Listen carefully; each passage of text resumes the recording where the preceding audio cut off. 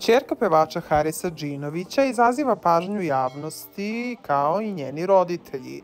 Ona je vrlo aktivna na Instagramu gde ima dosta pratilaca kao i na TikToku, a njena veza sa fudbalerom Andrejem Đurićem je bila od uvek nekako izložena javnosti.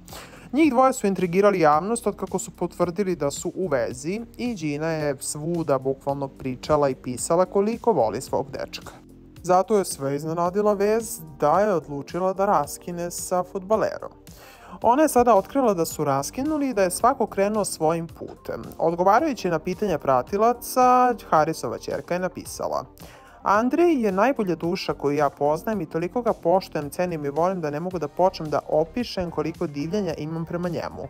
On je u svakom smislu jedini čovek za mene, ali trenutno nije moment za nas. Ovo ne znači da se mi nećemo jednog dana, bilo za 4-5 meseci ili 2 godine, vratiti jedno drugome, napisala je.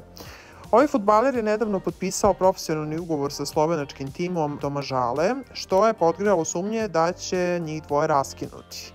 Kako se spekulisalo, takvoj odluci da Đina nastavi da živi sa njim iako on ode u Sloveniju se protivio njen otac Haris Džinović, koji nije bio za to da mu ćerka napušta školu zbog ljubavi i tako mlada da odlazi iz Srbije, prenosi Telegraf.